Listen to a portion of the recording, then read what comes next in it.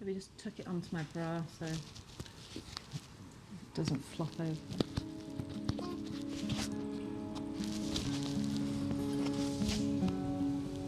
Sure that's not too close to me? No. Might still line up a wee bit. Okay. Is it on? Yep. Is it on the phone? Yep.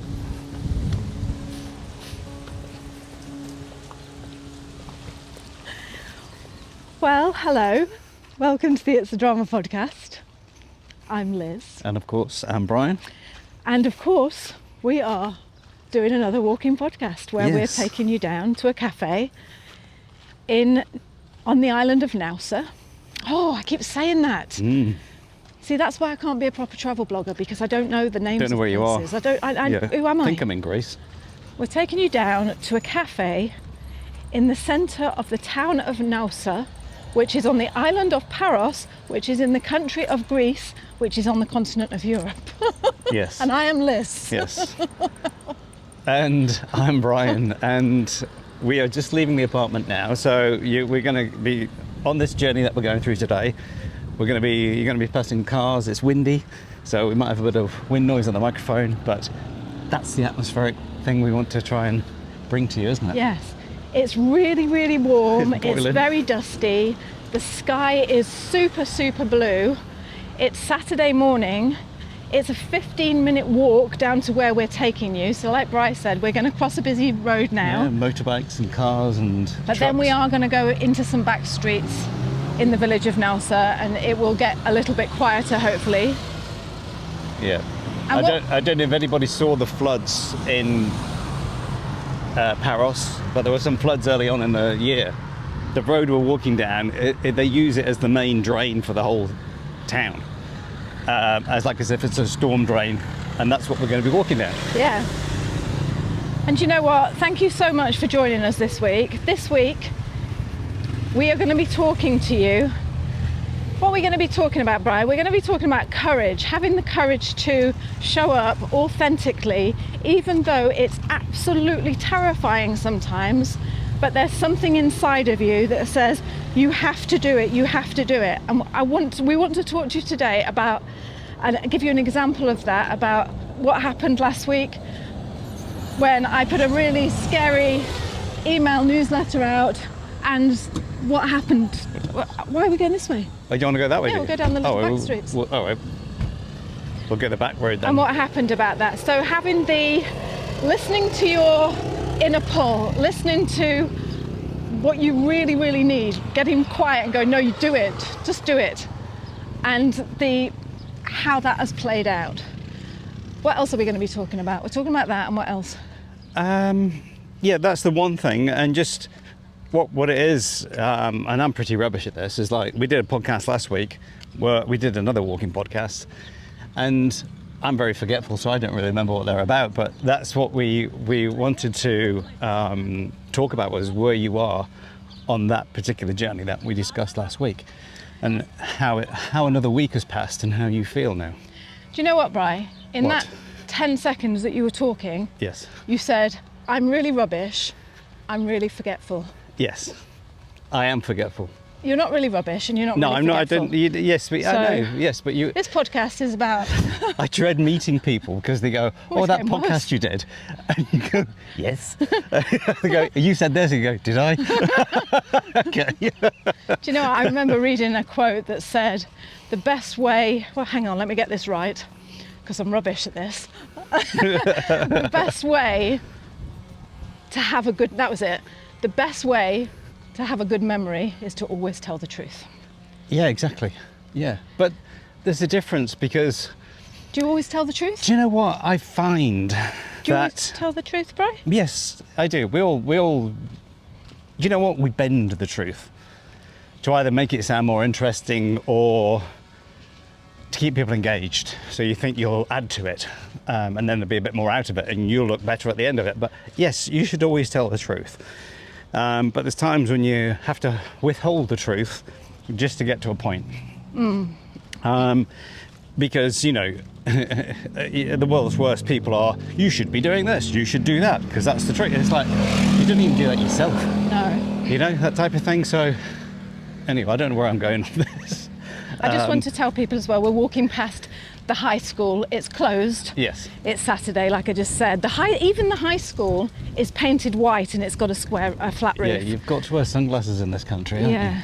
If you've never been to Greece, if you're listening to this and you've never been to Greece, Greece is blue and white. And green. Blue and white and green. Yeah, and yellow. All the buildings are just white, with blue shutters. And there's lots of Greek flags flying that is blue and white, and the sky is blue. And I tell you what, walking past some big cactuses. Yeah, they are big cactuses, aren't they, with a big archway going into an apartment building. But I went for a drive with Tess yesterday, and she just said, as we were driving around, because we just went for a drive around the island, which takes you about an hour, and she just said, it's actually paradise, this, isn't it? Oh, is that what she said? Yeah, and we were just overlooking this choppy white water, a choppy blue Aegean Sea, with, you know, white horses dancing across it because it was so windy that side of the island. Because you do get a lot windier.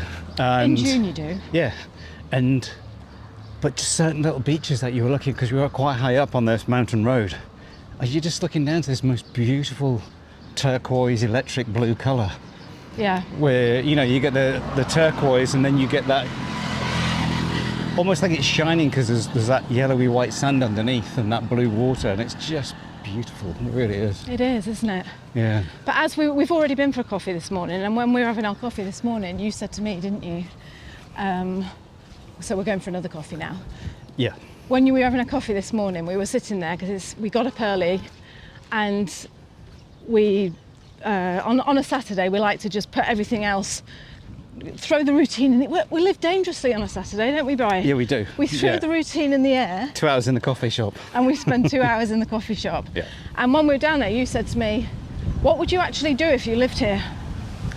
I know, because you know why? Because I saw a couple sitting in their car in the traffic that had slowed down, and I just thought, oh, it's Saturday morning, it looks like you're going shopping, but where do you go?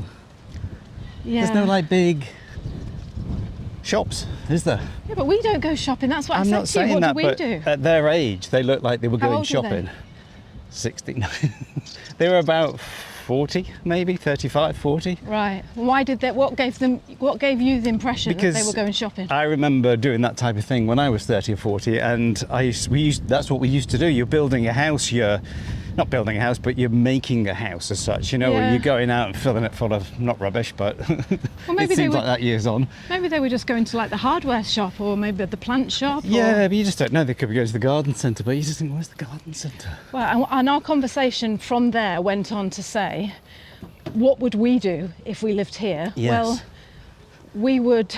At our age, it's a bit different. What do you mean? Well, because... Excuse me, our age? No, I'm not saying that, but you know, when you've made your house and you've got all your furniture and you've built all your garden, or you've done all this, and you've got a shed and it's full of tools, and you know what I'm trying to say? It's just, when you see it, you just think, oh, that's what they're doing. Yeah. But then I thought, where are they going then? You know, it's just one of those little mindful moments where you just see someone and it just sparks something in you, doesn't it? You know, you just think, oh. So this is the other thing as well, before we get on to talking about what we said we were going to talk about. This is the other thing. Being in Greece and having this time, being on this trip and having this time, like we just said, what do you do what are you doing all day? This goes back to what we were talking about, is why do we feel the need to fill every single minute of every single hour by just, you're doing something?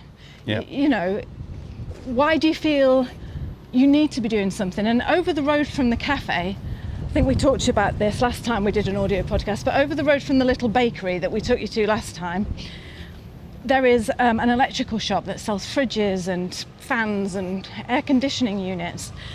And every single day, the guy who owns the shop, he turns up in his car, in his van. Battered ute. Yeah, and he parks outside his shop. Pickup truck. Then he opens the shop door. We've seen him do this now for a month. We know his routine off by heart. He opens the shop door and he goes into the shop, and then he gets his sack truck. It's one way. And he lifts all the boxes onto the sack truck. What are you saying to me? I said they can't come this No, way. I know. Oh, right. Yeah, but there's a car behind me. It's all right. We're walking down a one-way street and getting a little bit congested with the cars.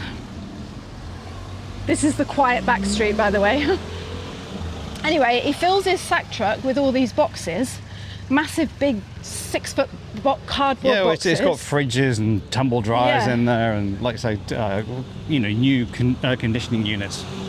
And he stacks them methodically outside his shop, one by one. They're all stacked up. It takes him about an hour. It takes about half an hour in and out doing things to an hour, Yeah. doesn't it? You know. And then he goes back in and just, And obviously puts them all back in at night. yeah. And I know this is a really, well, what do you expect? Because people are earning a living and that's what you do when you earn a living.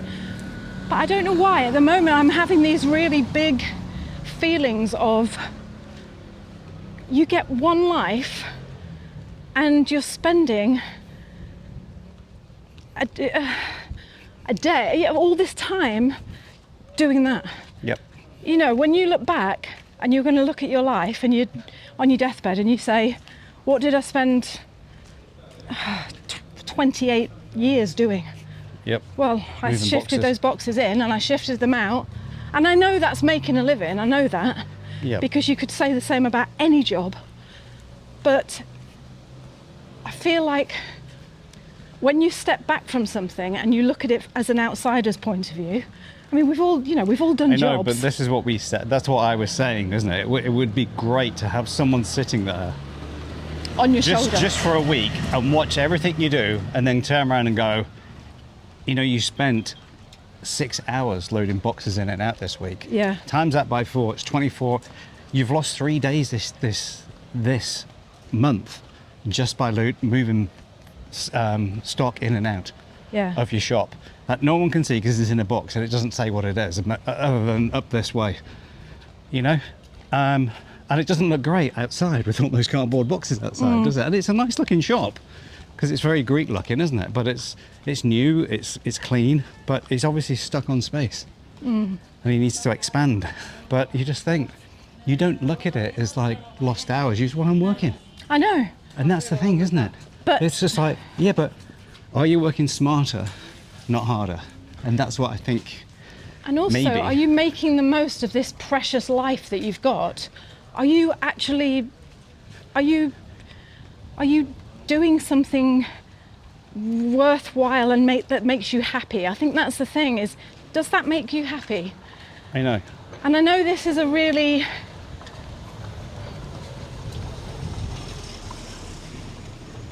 it's a very, I was going to say privileged, and I say this from a point from, someone who's, anything you do, any work you do, what, I think what I'm trying to say is, I feel like I've been able to step back and have some time, and when you have that time, you suddenly open your eyes and you look around and you start questioning why everyone's doing what they're doing. And Yeah. like you said to me this morning, well, because you've got to make a living, and of course you've got to make a living, Yep. but it's not fair sometimes, Bri. Just watch this truck, Les, because he's not going to be able to get through there. It's the sound of a Ford God, why Transit. is he going so fast past me? There's no And need then to this do is an that. electric car. There you go. Because in an ideal world, everyone would sit here and do everything that they loved and be really mindful, and course I'm they would, doing yeah. this because it brings me joy. And I know that's not realistic, but it's not fair. It's not fair, because you look at people and you think, it's not fair, because you're that man, he's 62, whatever, 65, and he should be on his fishing boat. Do you know what, Just though, Les? enjoying himself. No, because you don't know everybody's individual Oh, I know. thing, and as much as you think he doesn't look happy, he probably is happy, and he's just like, do you know what, I like this job because I'm not even stressed. It's like this guy who's unloading gas bottles off the cylinder. You just think, is he happy, or is he just turning up to do the job? Yeah. But you just think, well, how stressy can it get? Like you've got to deliver gas bottles. Yeah. You can probably hear them in the background clanging around. And you just think, but it's a choice, isn't it? You know, at the end of the day, you can go, yeah, it's not my choice, I just need a job. And it's like, well, that's more the minority than the majority. You know, there's more people work than don't work. So We're just walking past all the bars now. We've just come into the centre of Nassau, and although it's early in the morning, it's not that early, but no one sort of gets going in Greece till about 12 or 2 You'll probably o'clock. hear us a bit more now because it's not as windy here. And we're just walking underneath the most beautiful cerise pink trailing climber that's climbing over a white shop, and it's just trailing over with its vivid, it almost looks like it's been, you know, inked in, like coloured in. Yeah.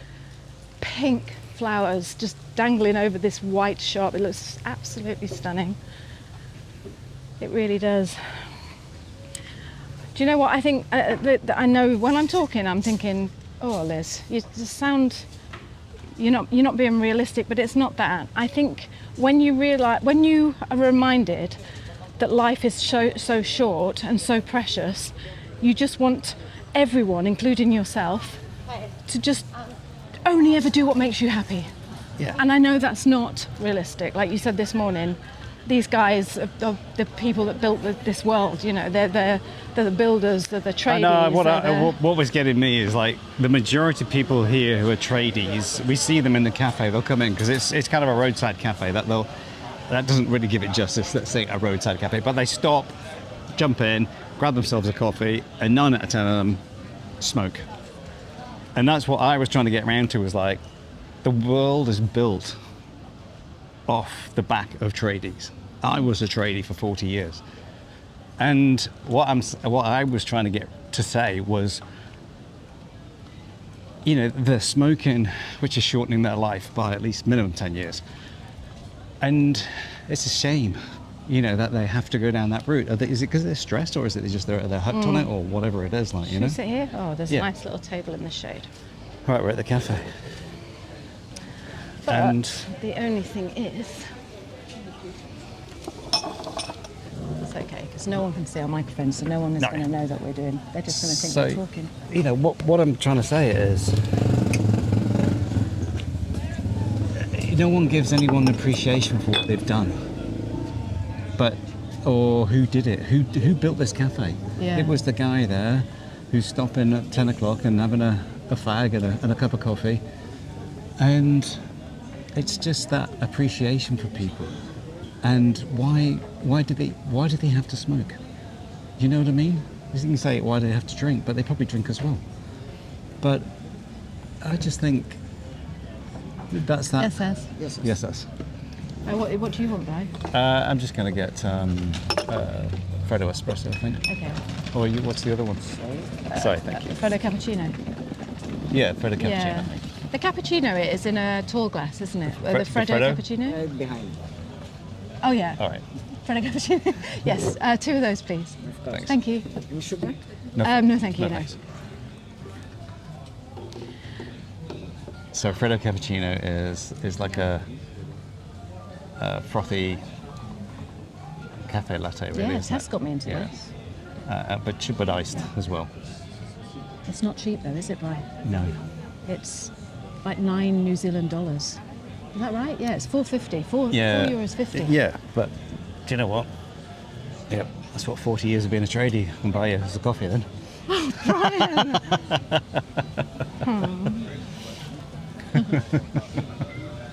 No, that's what I was observing this Do you morning. feel like you and haven't been just- appreciated?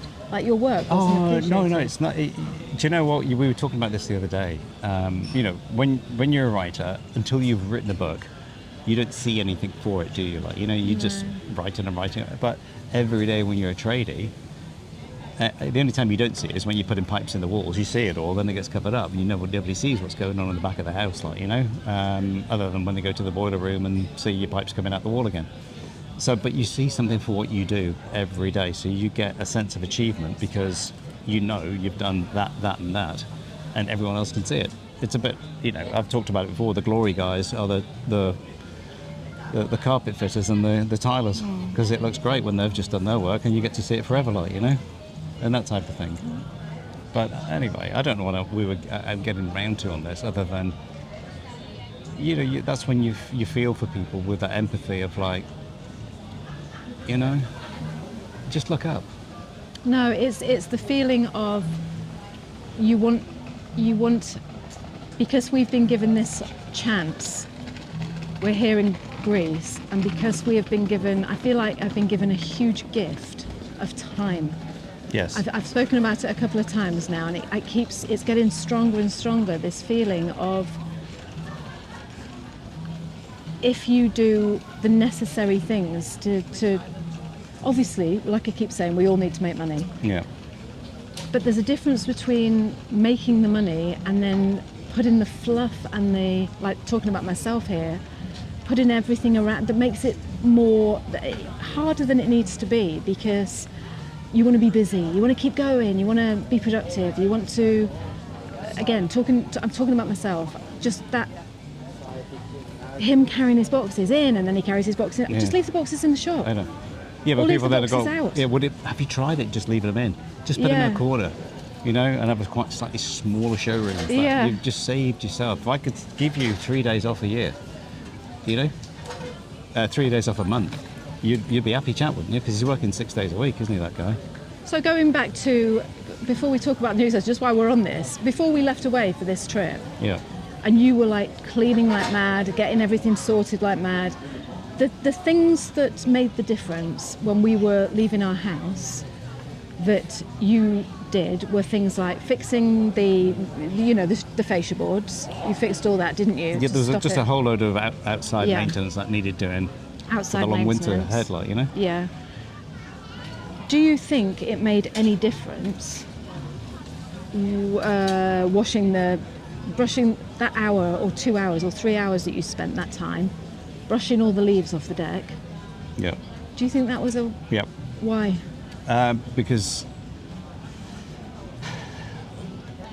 when you have to look after things, there's reasons why you cleaned.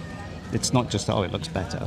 It's because if you don't take those leaves off that were there, and when the rain does come, they will just turn to a slush of mud. And then on top of your wood, and then the wood never dries out at any time in the winter because it just harbours the moisture underneath all the slime and the mud, and that will then start to rot the deck. But it's just going to get, the leaves are going to come back on it. Yes, but as soon as you sweat those leaves off, but they then came back again. That's when you tell your tenant keep the leaves off. But he's not going to. What if he doesn't? Then that's at least. But my point is, so those 3 hours of your life, you've just wasted. No, it's not a waste. Why? Because it's preventative maintenance, and that's not a waste. No preventative maintenance is a waste. All right, you can turn around and go, "Oh, well, I'm just touching up the paint on the house." Well, it's fine. It's all right. Let it peel. It's the. Nice. Thank you. The Pedestal. And I think we should just say, I think we're going off the topic a little bit, but I think we should just say where we are in our little cafe and what we can see. Yep. So that you know what we're looking at. And you can hear the sounds of people. You can hear Greek people shouting in the background. So we're in the centre of Nausa now, in the little village centre. I say little, it's not that little a village. It was a fishing village at one time, wasn't it? Now it's more of a town. And there's 2 big eucalyptus trees. Which aren't native to in Greece. Front of us. Just swaying their leaves are swaying in the wind, and the trunks of the trees have been painted white. Not sure why they do that. It looks nice. Yeah, they're painted white, and then behind that is a restaurant, an Italian restaurant, with all tables and chairs outside, and there's a few people in there eating breakfast. And to the right of us, there's a shop that's selling flip-flops and towels, and to the left of us is that a wine bar to the left of us? Another bar with outside seating. Yeah, we used to stay in the hotel across the road from us. Yeah, and people are just walking around in their shorts and t-shirts, wearing sunglasses and looking very hot. And it used to be very busy, this little road. Gosh, can you just take that off that straw, please? They turned it into a pedestrianised road. Only delivery vans and tradies can come now, can't they? Yeah.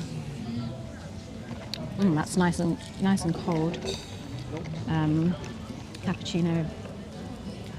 Fredo Cappuccino. Right, so let's just talk then about what we said we were going to talk about. Yep. We've set the scene now. Yeah. Oh, look at him, Bri. He's Why? wearing his baggy. You should wear clothes like Yeah, that. right.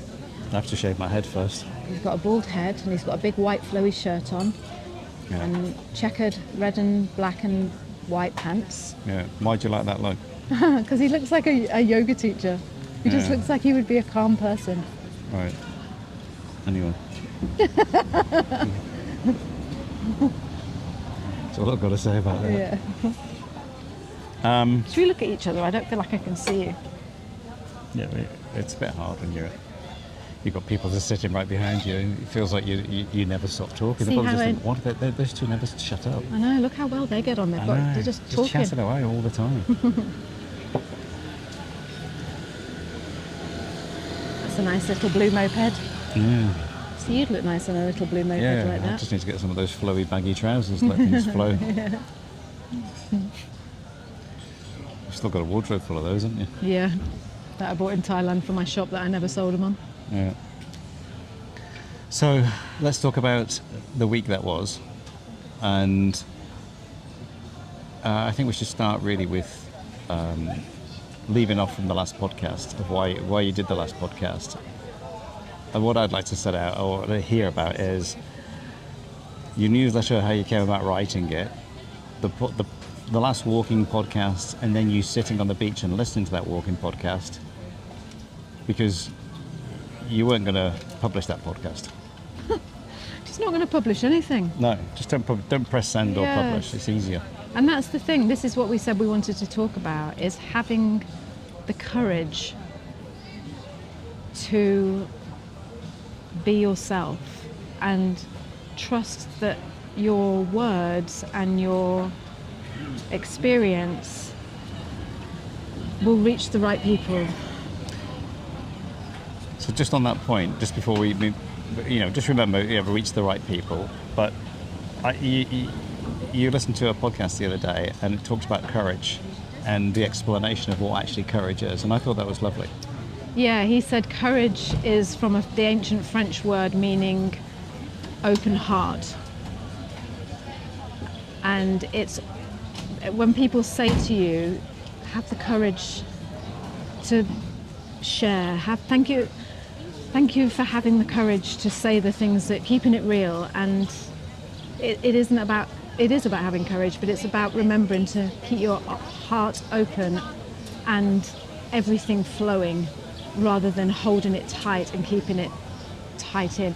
You know what, this is going to sound, I am really aware that this sounds probably like a load of confused, all over the place gobbledygook. I'm just going to...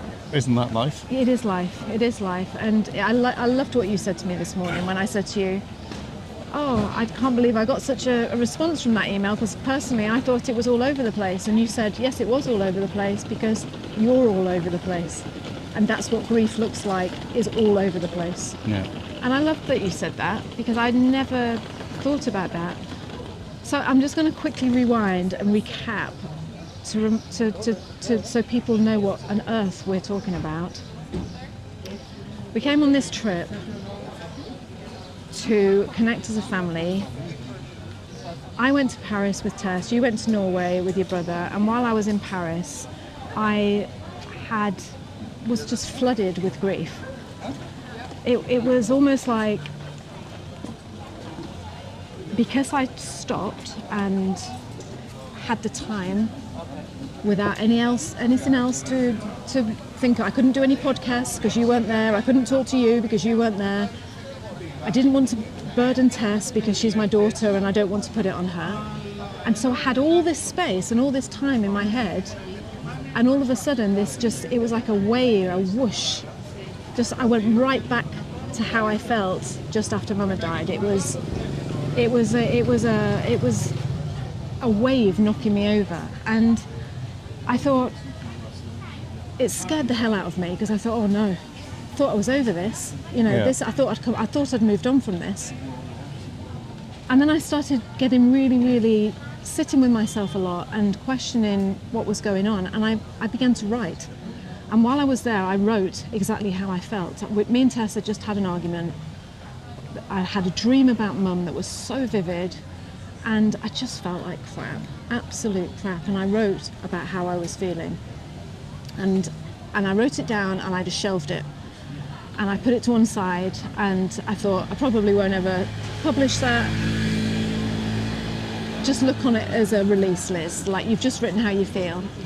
Anyway, we go through Paris, and while I'm in Paris, I'm reading a book called The Pivot Year by Brianna Wiest, and I'm also reading another book by her called The Mountain Is You, and I'm reading all this stuff about who you are, you know, like who are you? So I thought to myself, yeah, I don't know who I am now Mum has died. You know, I don't know who I am without Brian. I don't know who I am. What am I doing? What's going on? I just felt totally and utterly confused, like I told you in the last podcast. I just felt lost. I just felt scared and drowning and shameful because all these feelings were coming back to me, and I didn't want to say it because I was in Paris and I was supposed to be enjoying myself, and I was enjoying myself, but I didn't want to voice these words because I was afraid that people would think that I was ungrateful, I was weak, I was self-indulgent, all of these things that were coming to my mind. So we meet back up in Athens, and me and Brian did a podcast, me and you did a podcast about your time in Norway.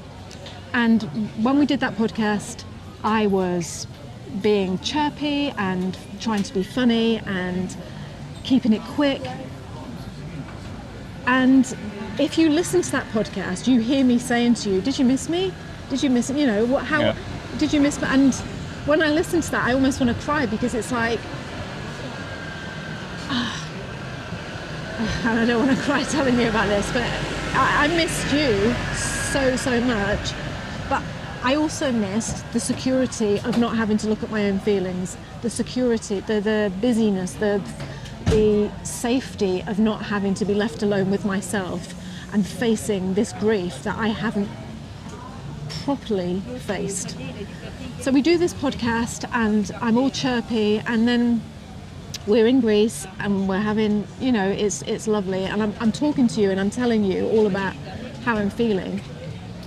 And I listened to a podcast with someone called Cliff Ravenscraft, who I follow devoutly, and he was doing a podcast with his wife Stephanie. They do a fantastic podcast. They were walking and talking, and I loved the format and I loved the calmness of it.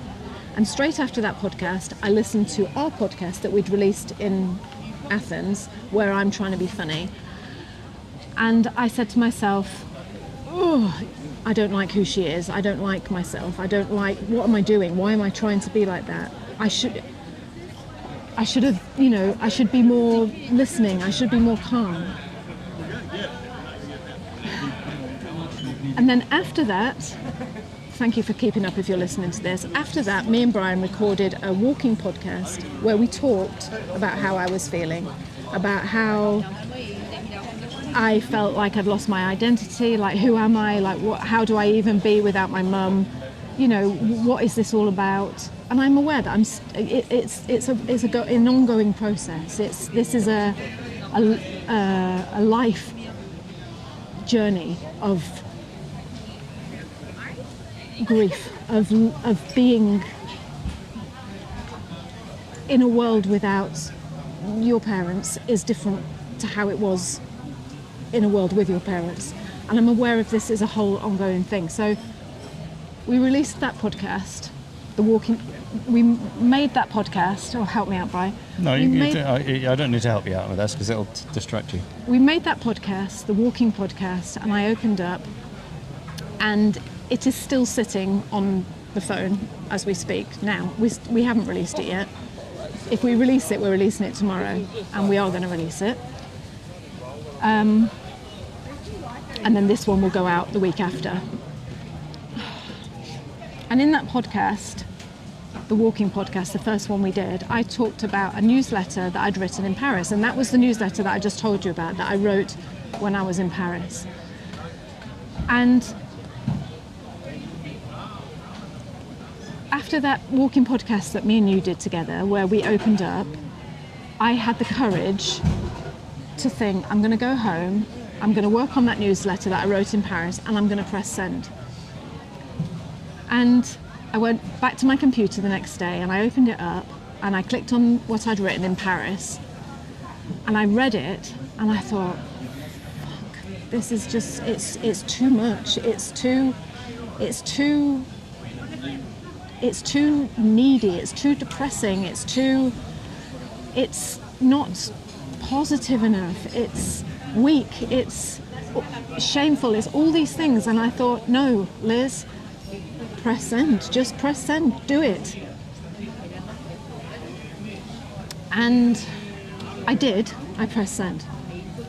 It's so funny when you do something like this. I don't know if you feel the same when we publish a podcast, but it's like the bottom falls out of your stomach when you press send. But it's almost like a release. It's like when I say the bottom falls out of my stomach, if you imagine a bucket full of water and someone pulls the plug, Yep. and all that water goes whoosh. And that's what it also feels like. It feels empty and scary, but light and reliefful. Yep. You know, it feels like, thank God, it's gone. It's gone. And already I feel, anyway, I send the email out and within 2 hours I had 25 replies to that email, all saying, thank you so much for being so real. You make me feel real. You being raw and human like this makes me feel human. I know I'm not alone. You know, some person said their cat had just died and they just felt like their world had ended. You know, another person shared about his mum, how she had. It was a flood, an absolute flood of responses that made me feel like, oh my God, this is it. This is what people want. They want realness. They don't want you to hide and be embarrassed because this is what I said to you. I said, if I don't send that email, Bri, and I send an email that says, oh, I'm in Greece and it's fantastic, and someone reading that lost their parents or their husband or their child or their dog or anything or their job a year ago and they're still feeling like shit, they're going to read my email that is a lie and they're going to think, what's wrong with me? She's coping. Why am I not? And that is always my biggest fear, is to not be able to connect and No, I can hear my voice and I don't know if I'm making sense. This is making perfect sense. I can ask you questions. Yes, please do. All right, so Because I just feel I'm unpacking what you've said. There's an awful lot of shame in there. There's a lot of fear. I'd like to know more of the reason why you put yourself in this predicament of getting to a point where you think you have to press send, because you never have to, but and that relief of when it has gone, it's almost like, well, if you didn't do it, you wouldn't have to worry about all that, would you? Like, you know? And that's what I'd like. So, Can I just yeah. Can I just add before you? I don't want to be interviewed. No, it's not. want to be This isn't an interview. No, I this don't is me want to, letting you talk and then picking up bits afterwards. I know, but honestly, I don't want you to interview me. I just want to try and say. So here's the thing. Yeah. And I will answer your question about. That's all right. No, you don't have to answer anything. Will, but I will. I'm just saying that these are the things that are I know, but coming that up. felt a little bit like a therapist talking to me, and I don't want Right.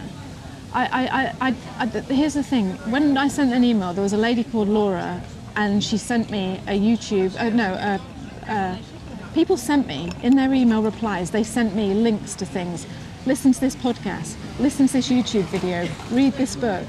It was like, oh my God! I cannot tell you how glorious it felt. And I don't mean glorious because, oh, look at everyone telling me how good it is, how good I am, what a good person I am, what a brilliant writer I am. I don't mean that.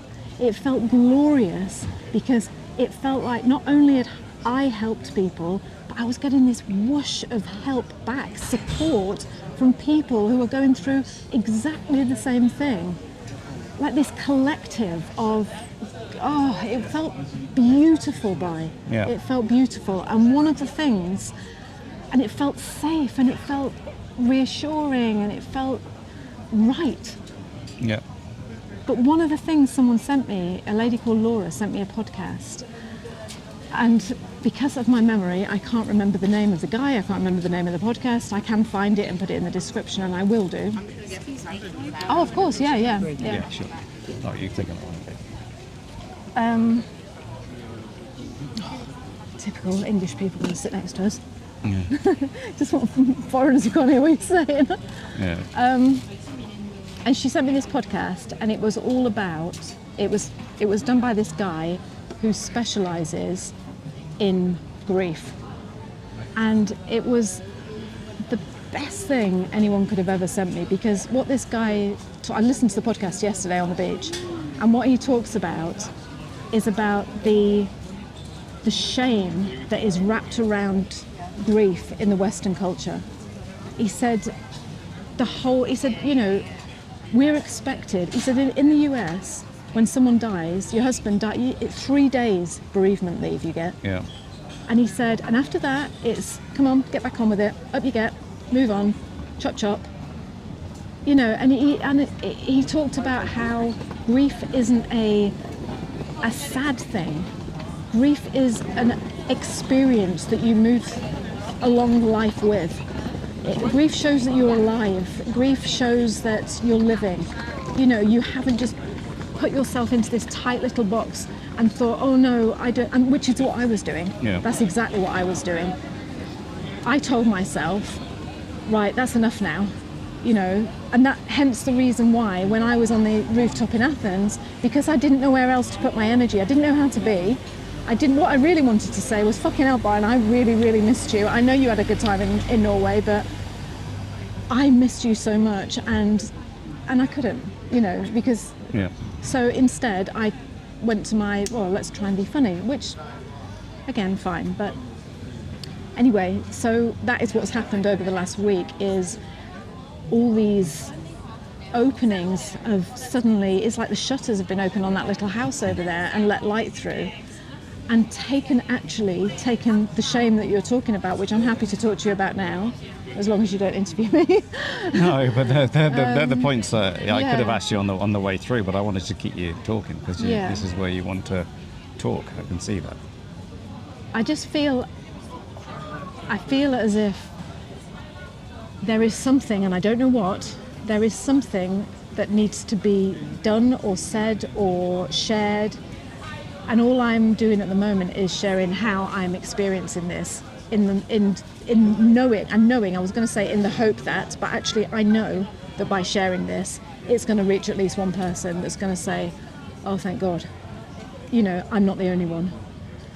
So that's the big turnaround that has happened this week. I've gone from feeling I don't like myself, I don't know who I am, to feeling like I know who I am, I'm just scared, or I was scared before I sent that newsletter, and I probably still am scared, it doesn't just disappear, and that comes from bloody probably centuries of conditioning in our culture that you do not talk about this stuff. You don't say that you're struggling, you don't say that you keep crying all the time. Sitting in the back of the car last night coming back from that beautiful meal that we had on the beach, the four of us, we'd had a gorgeous evening. You play a Barbra Streisand song, you and Sonny sit in the front, I just stopped bawling my eyes out looking out the window because Barbra Streisand was Mum's favourite, and it was fine. It was like the wind was blowing in my face, I was crying, no one knew I was crying, but I just released it, and it was dark, and then the song finishes and you wipe your tears and you remember your mum, and you move through, you come through, like that man said, you lived, you experienced, you were emotional.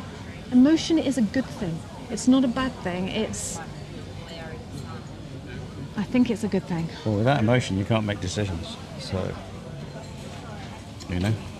whether it's what type of emotion is it, So it's not just one emotion of sadness, is it? That was the other thing. This guy, he holds grief. I don't know what the word is for it.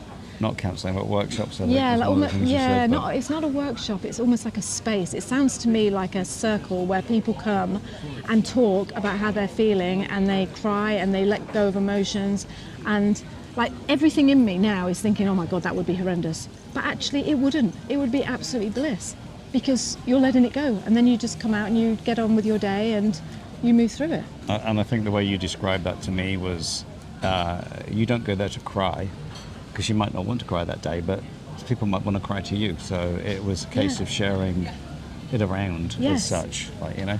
And going back to that email newsletter, that's exactly how it felt. It didn't feel like, oh, everyone send me lots of love now because I'm in Paris and I'm struggling with my mum. It felt like a big collective of people saying, we're all here for each other. Yeah. And that's what we need. That's what we need. We've proved that with our NZ Ahead community. Yeah. People need to be around other people who feel the same when they're going through stuff. They just do. I don't know, because if you're not going through grief, you think, why would anybody do that? But until you're actually there, in that grief state, and then that's where, wow, at least there's this. Because there's no one else to talk to, is there? No. Because nobody thinks, oh, wait, 6 months ago, you get on with it, move on. Do you know what else he said, Bri? And I loved it. He said, grief is too heavy for one person. Yeah. You have to spread it around. Yeah. You have to give it, and this is why I'm always aware with you, and probably, and I don't know why, because you've never ever made me feel like that, not once. Have you ever rolled your eyes or sighed or said, all right, Liz, you know, really, again? Never have you done that, ever. But again, going back to that conditioning in us that we think, no, you're being too much, you're being too needy, you're being depressing, you're being, you hold it in, but actually what you need to do is push it out and spread it and let other people take it and hold it and pass it on and feel confident and safe enough to also pass it on. Yeah.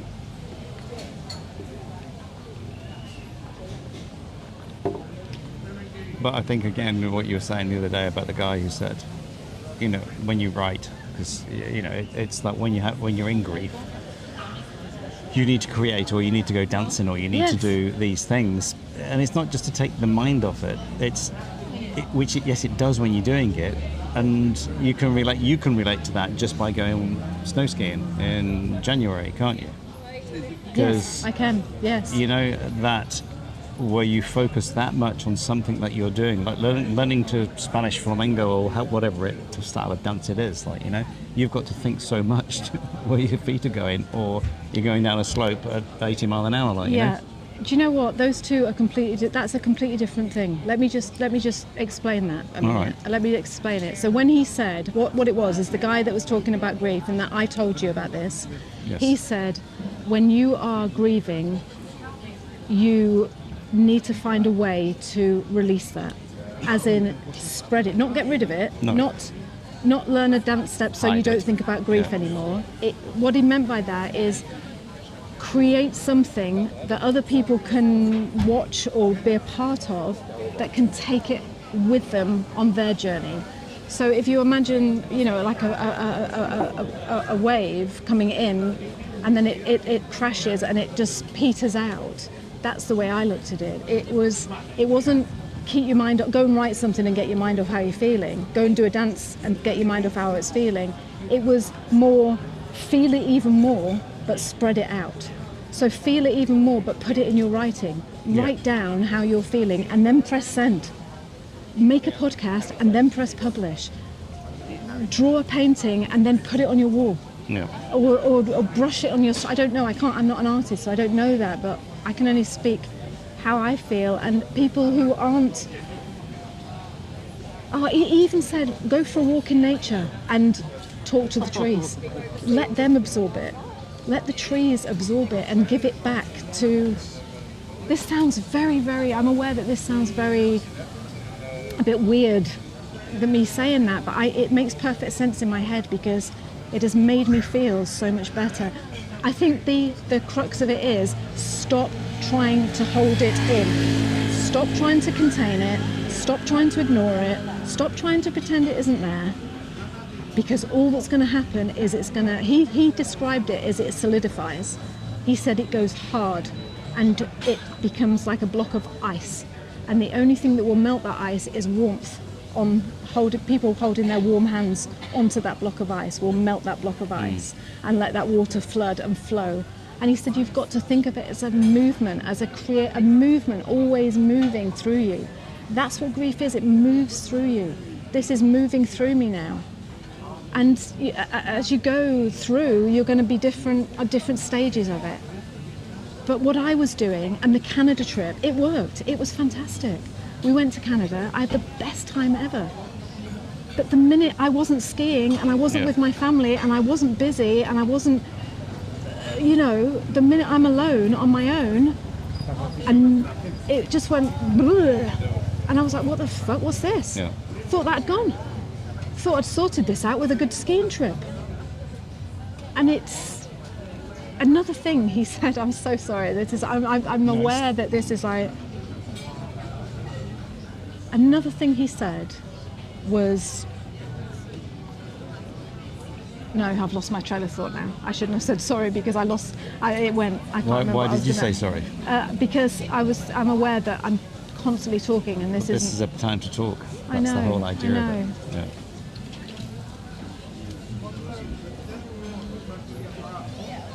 But I think, so when you're in Canada and you were doing those things, it was fine. It's like having an elastoplast that then fell off. So it held something back, but not enough. Or did it change your mindset at all?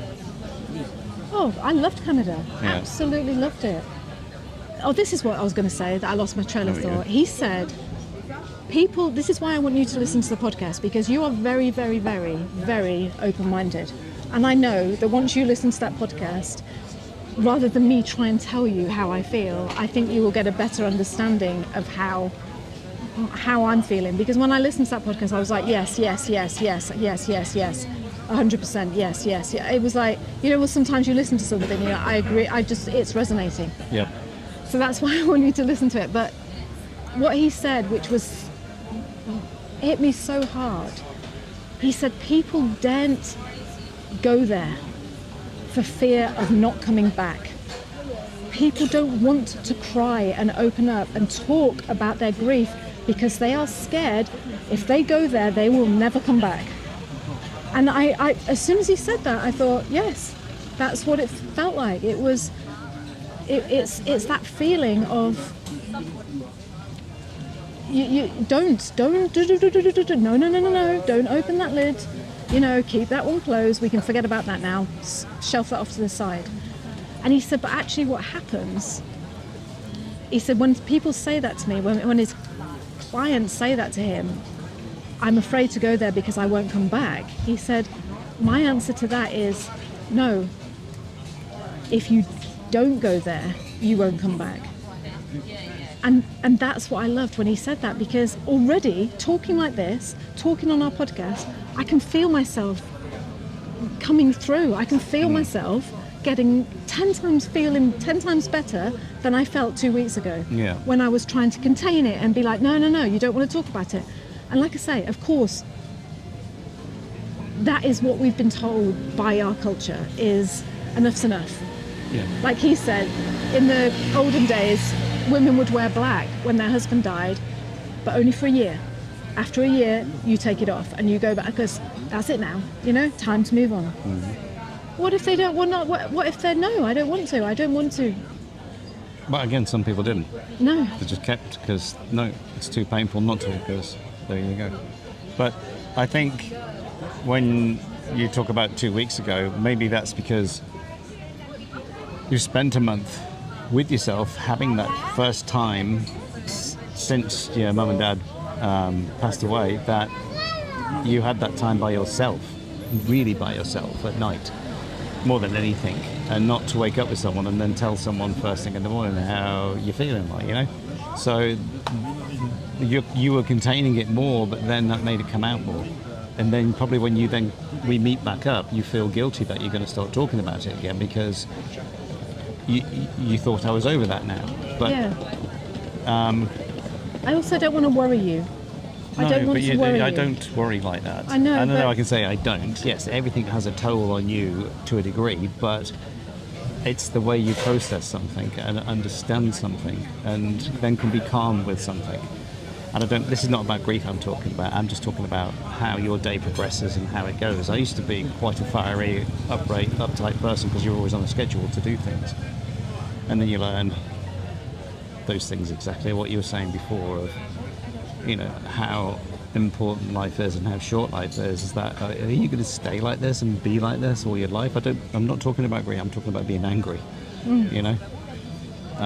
with life and how it's treating you and everything else, to then step back and, things still wind me up, I'll still scream and shout if something goes wrong, but it's that calmness that you can figure out, you know what you're doing, you get wound up, and sometimes it feels good to get wound up and blast out at something, but you don't feel good afterwards. Anyway, that's getting off topic. Yeah, I only think... So it doesn't worry me is what I'm trying to say to you. I'd rather you talk to me than we're just quiet. Last week, here's he's got a Liverpool shirt on, Brian. No, it's not. Isn't he? It's red. Yeah. What's that then? There's only one Liverpool shirt and that wasn't one. Using that example that you've just said, I don't lose my top, I don't get angry, I don't shout. I try not to. Yeah, but again, I think people only shout and get angry because they've built up something that they haven't released. And that release comes out like one of those gas pipes that, where you say, where's the leak coming from? Well, yeah, exactly. Yeah. And going back to last week or the week before, last week, when I sat with you and cried and you said, and I said, I just want someone to talk to. This is before I released my newsletter. I said to you, I just want someone else to talk to. And you said, well, maybe we should see about a therapist, right? Yeah. Now, when I listened to that podcast yesterday, and this is not a go at you. This is I'm just telling you what it said. Yeah. He said, grief in the Western society, we have so much shame around it that we tell people that in order for them to speak about their grief, they must go and speak to someone privately. One person in a little room where no one else can hear them, you just go and speak to that therapist privately. Even that reeks shame. It really does. It reeks, well, why can't I just say this? Why can't I tell people, why can't I tell everyone how I'm feeling? Why can't I talk to my kids about it? Why can't I say it on YouTube? Why can't I talk about it on the podcast? Why do I have to go and speak to a specialist in one room who's going to hopefully fix me or listen to me? Why? Well, one of the reasons why you did say that is you wanted to speak to someone who was disconnected from the situation. Why though? I don't know, but it was you who said it. I'm not blaming you, Brian. No, I'm not. I'm just asking. I said to you, I preempted that with, don't take this personally. Yeah, but you didn't need to put the blame onto something else, or I'm not blaming. I wasn't. This is just me understanding, where that change has come, because we haven't talked about that since, and that's what I'm going is like that was why you felt the need to talk to someone who was disconnected. Of course I did, you can just I don't know any different. Say it all because exactly, you don't know any different. And now all I need to do is write my newsletter. That's all I need to do. It is. Yeah, well, that's good. That man is right. All I need to do is write to people who are going through the same as me, and I will feel heard, and that is it. Yes. And they will feel connected, and they will feel supported, and so will I. Yes. And that is it. I don't need to go and sit in a room with a therapist. No disrespect to any therapist, but I can't do that. It doesn't. It needs to be bigger. It needs to. I feel like I need to spread it. I just need to reach. I don't need to contain it. No. I don't need someone to say, oh, this is why you're feeling. I need to spread it. Like he said, I need to wash it. Just embrace it is the word. Yeah. Embrace it. There you go. Yeah, I think normalise it. It's bloody normal. It's normal when you lose your parents or your cat or your job or move country or your husband to feel fucking sad. A year, 2 years, 3 years, 10 years down the line, it's normal. It's not always going to be like that. You're not always going to sit in the back of the car crying your eyes out. You're going to wipe your tears and you're going to start laughing again 5 minutes later. Yeah. And that's normal. Yeah. And you've experienced it and you've expressed it and you're through. And keep going. Just keep going. Moving through. Yeah. Just like that wave, moving through. And that is what I'm excited about now, because I don't feel like a freak. Yeah. I don't feel like what is the fucking wrong with you, girl? Like, get your act together, for God's sake. You're in Greece. Yeah. Look, you've got the perfect husband, you've got gorgeous kids, the sun's shining. What the hell is wrong with you? I don't feel like that now. I feel like, do you know what? I'm experiencing grief and this is what it feels like. It doesn't mean I'm depressed, doesn't mean that I'm ungrateful, doesn't mean that I'm weak. It means that I'm normal. Yeah. And the more I can spread this word to people and go, and so are you. Yeah, thank you, Laura. It's refreshing. It bloody is. It really, really, really is. Yeah. And yeah, you know what he said? He said there are countries, I don't know which countries these are. He said where, I think the Wailing Wall. Which country is that in, the Wailing Jerusalem. Wall? Where people go, he said, and there are countries where you will go to cafes and people, I should live in those countries where people It's are Israel, crying. by the way, but yeah. Right. He said, but in our society, if someone is sitting next to you in a cafe and they start crying, you will probably get up and move. Or That's it. You're too frightened to go, is everything okay, mate? Yeah. I mean, some people would. I know. Some people would. But the majority, and that would probably include me, because I would feel like I'm intruding on you. Do you need space, or do you want to be heard? Or you don't even go through it. You just think, oh, do you know what? It's better just to move on. As in, get out the cafe and go somewhere else, and vice versa. If someone was shouting in the cafe, you would do the same thing. You'd just walk away, wouldn't you? But it's true, because the Wailing Wall. When you think of other cultures, and that's what always used to make me laugh. It's like, we're in mourning this week because the king's died or the queen's died, and the whole country goes into mourning. Why? But why not? But you don't even do that for your own family members. I know. Yeah. I don't know, you can't have a life of mourning because everyone, he's died today, so we're going to mourn for him as well. But you can see.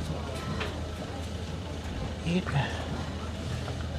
remember when Lady Diana died? Yes, I'm just trying to put that into words of seeing all these people, an outpouring of grief for someone they don't really know, only through the media. You know what I mean? You've never met them, but you might well have met them, but realistically, you think you know them, but it just shows you how much people want to express that grief. Yeah. But they're not allowed to normally because it's a family member. It's like, we didn't know them, did we? So move on. And again, when we talk about grief, it's not my mum's died. It's not my child died. It's not just that. It's loss of any kind. Yeah. Including, There goes Coca-Cola's livery. Yeah, a guy pulling a Coke down the road. It's loss of any kind. It's that feeling of some sort of mourning for something that you've lost. Yeah. And I think when Lady Diana died, that it was incredible how Princess Diana, I should say, died, and it was incredible how the whole world, you could feel it. And it felt good, and I didn't want it to end. No. I didn't want it to end, and I loved Princess Diana. I absolutely adored that woman. But was that just a way of being able to publicly express something and using Diana as an excuse, like, oh my God, we're allowed to do it? Yeah. Everyone's allowed to do it now. It feels normal. Going back to that podcast yesterday, he said there's a woman that's written all these books about, again, I don't know, I can't remember her name, but she's written all these books about grief, and he said, I was in an interview with her once, and someone came in from the outside, like a journalist, and he said to her, wow, he said, what strikes me is that you are really, really happy. He said, you've got a beautiful smile and you laugh a lot. And she said, do you know why that is? And he said, why? And she said, because I also cry a lot. Yeah. And I just thought, yes, it's an emotion. Yeah. It doesn't mean that you're going to take an overdose because you're crying your eyes out. It doesn't mean that you're on the depths of despair and depression because you can't stop crying. It's an emotion that needs to come through you. And I just think it's beautiful. I think it's gorgeous to be able to, and I'm publicly thanking every single person that read that email that I sent out, and even if you didn't reach out, I know you appreciated it and it helped you. But the people that reached out, just thank you, because this has taken a whole new path now. You know, it's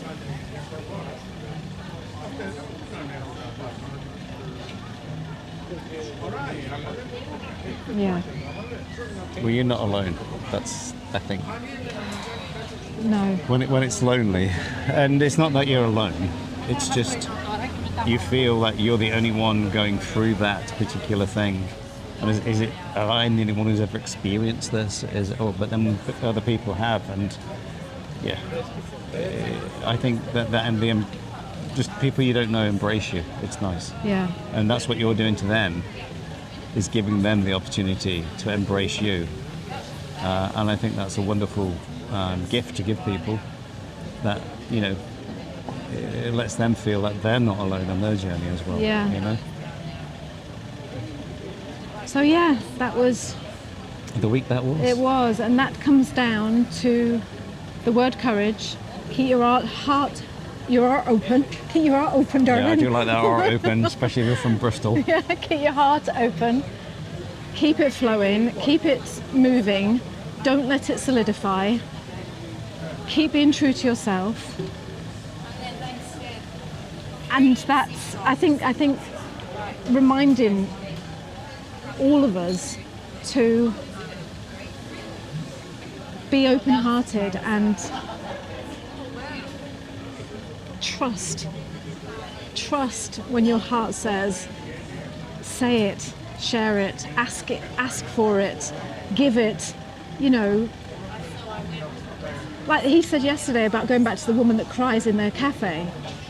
The interviewer said, yeah, but what do you do? And he said, you know what you could do? He said, you could walk past them and gently touch their shoulder and just say, I see you, and then walk past. He said, that's all you need to do. Mm.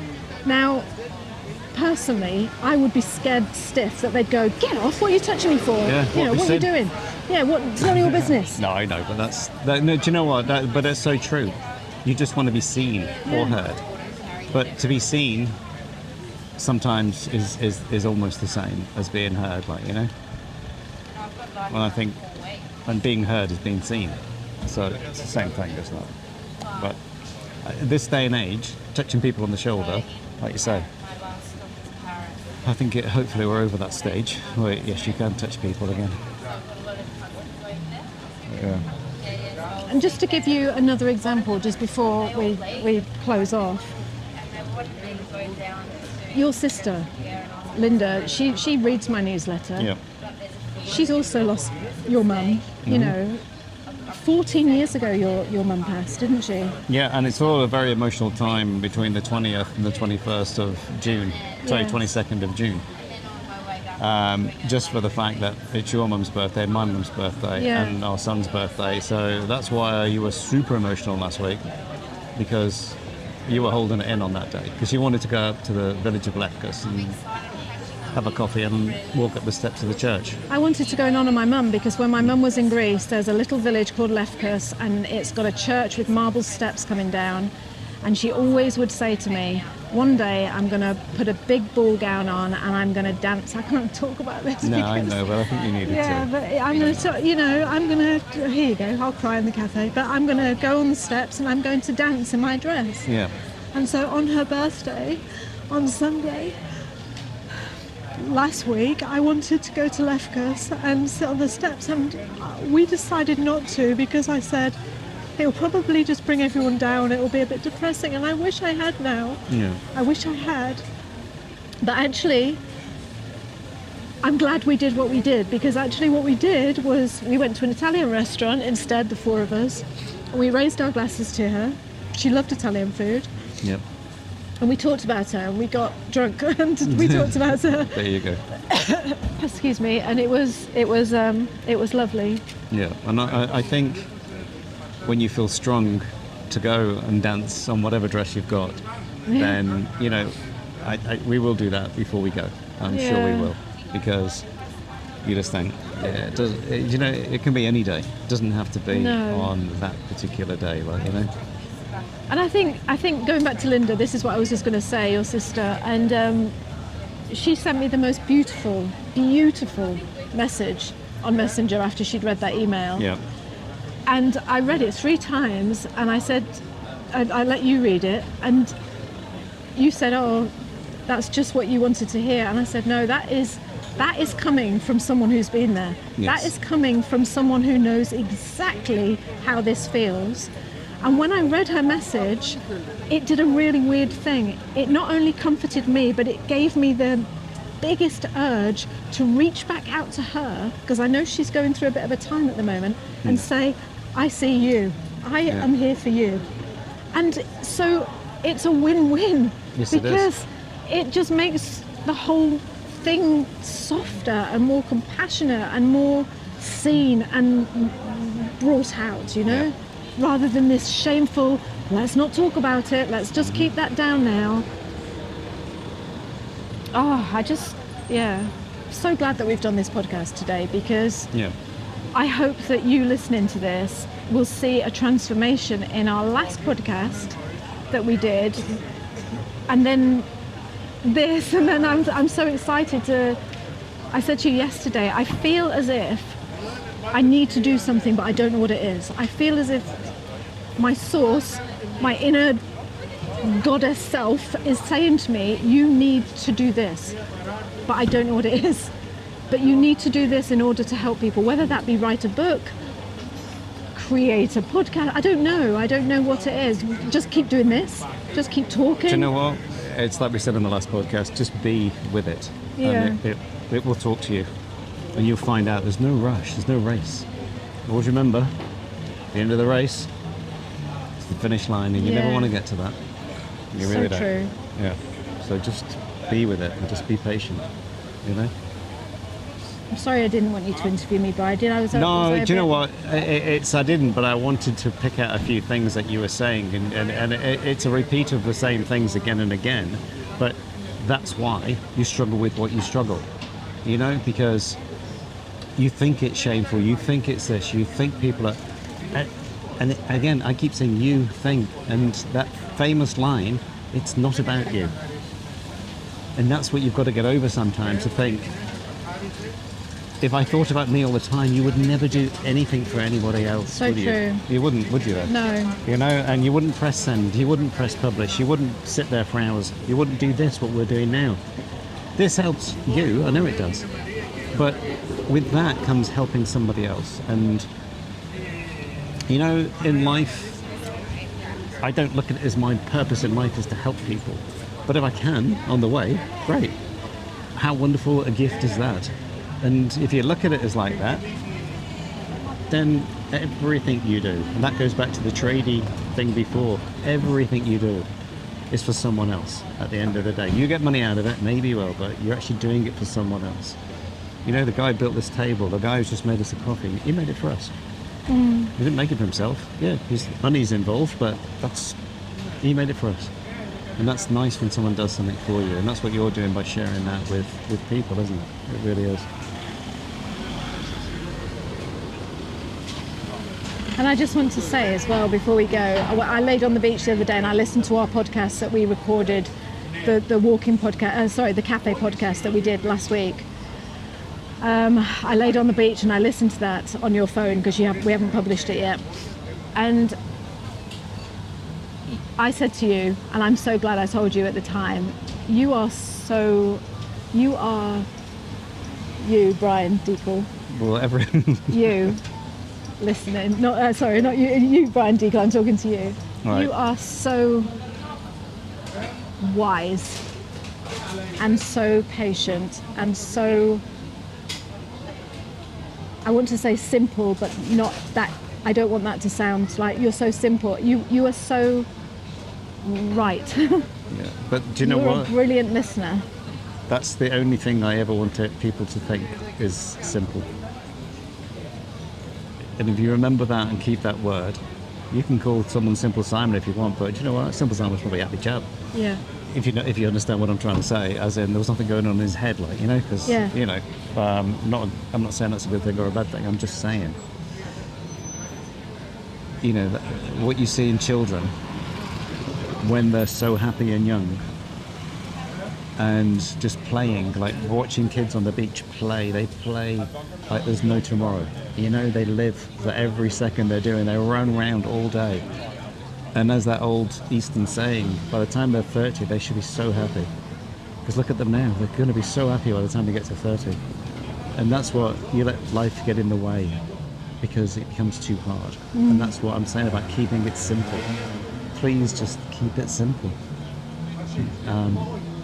It's probably one of the hardest things to do, but look for the simple things instead of looking that it's always hard to fix. Does that make sense? Yes. Hopefully it does. It does. It makes perfect sense. And as you were talking, as you were saying, keep it simple, I was reflecting that back to what we've just talked about, the whole grief journey. This is, when we said about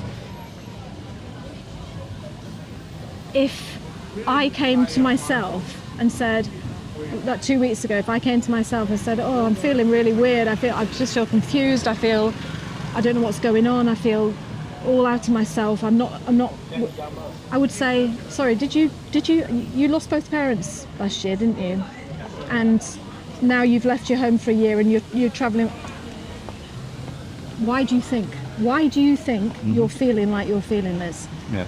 And that's what you say about keeping it simple. We add layers to it. We don't just keep it simple. We don't just go, do you know what this is? This is an emotion. This is life. This is what we're going through. Yeah. We try and make it all difficult and go, no, this shouldn't be happening at this time. It's not the right time. Yeah, it's not the right time. You're not saying the right words. You're so right. You're so right. You just need to keep it simple. And one of the best things when someone's talking is just pure silence, which hopefully we've done on this one and let you talk and get to a point. And on that point of not saying goodbye just yet, but is what we did mention before we started the podcast of what we were going to be talking about. On that point of leaving your house for a year, and now you're coming up to 2 months into being away of the 12 months, so you've only got 10 months to go. And then you can be back in your house if you want.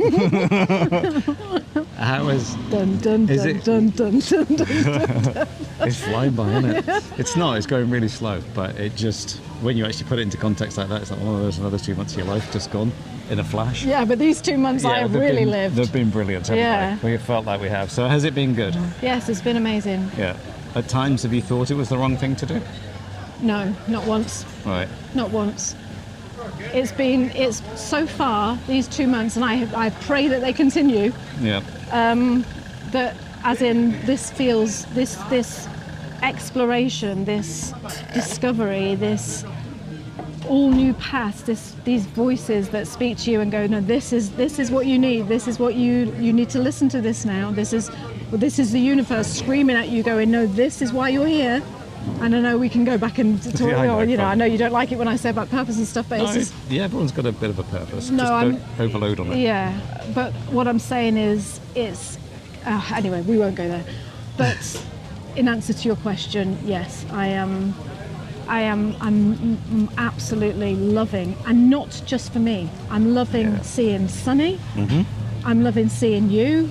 I'm loving seeing Tessa. Yeah. Each one of us are going through our own little wobbly paths, but at the end of the day, we all come together, we all have dinner together, we all talk together, and I fucking love it. Yeah. Absolutely love it. I love it. Yeah. And I love the people in the world that open their hearts and they have courage. Yeah. So what about you? Is there any regrets for you? No.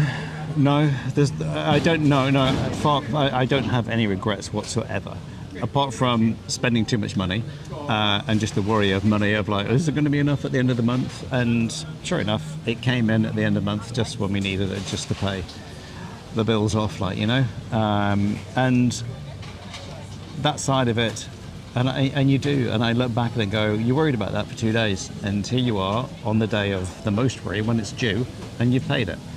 So there you go. It just shows you, doesn't it? Waste of time. Waste of worrying. time. You know, it makes you work, and maybe you don't look at it as worry. I look at it as more thinking of, how do I overcome this? How do I, you know, pull money out of thin air? But you kind of do sometimes, and there you go. It's proof that you can do it, like, you know. You know, I don't know what I was trying to get to when you say about coming away and stuff, but what I just loved about what you said about you're on the journey with Sunny, with Tessa, with you, and with me. You know, there's 4 of us, and it just always brings you back to footsteps in the sand. You know, of you see the 4 footsteps, and then some days there's only 3 footsteps or 2 footsteps because they're the time that you carry them. You know, and that's what that wonderful story is all about, like, you know. I know it was about Jesus. I'm not over religious, but I do love philosophy when things like that are said, like, you know. And you look back at your life and you can only see 2 footsteps or 1 footstep, because that's when he was carrying you. And it's the same thing, if you can do that for your family, which you do for your children, you do for me, and there's times when you need carrying, you know. And that's what you just got to remember, that's your purpose. Yeah, is to be there for everybody if you can, but most of all yourself, because without that you can't be there for them. And we've said that umpteen times on this podcast.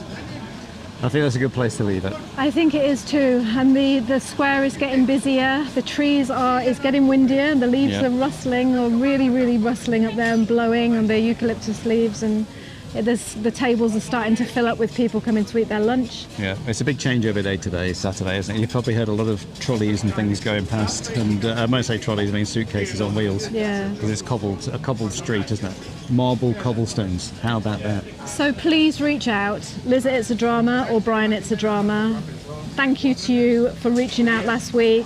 We really appreciate you. Thank you to everyone who reached out through this newsletter. Thank you to Laura for sending me the podcast that has changed the way I see everything, and everyone else who reached out to me via newsletter saying that they feel seen and they feel heard. You really have changed the trajectory of how I am moving forward, and I will continue to share everything with you as always.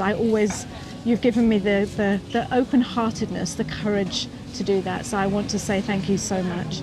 My heart beats with yours. Until next time, I will speak to you soon. Yeah, so kia kaha, stay strong. Kia u, and we've mentioned that in this podcast, stay true to yourself, be authentic, be you, and we'll hopefully be here for another one next time. Yes. See you now. Bye. Bye.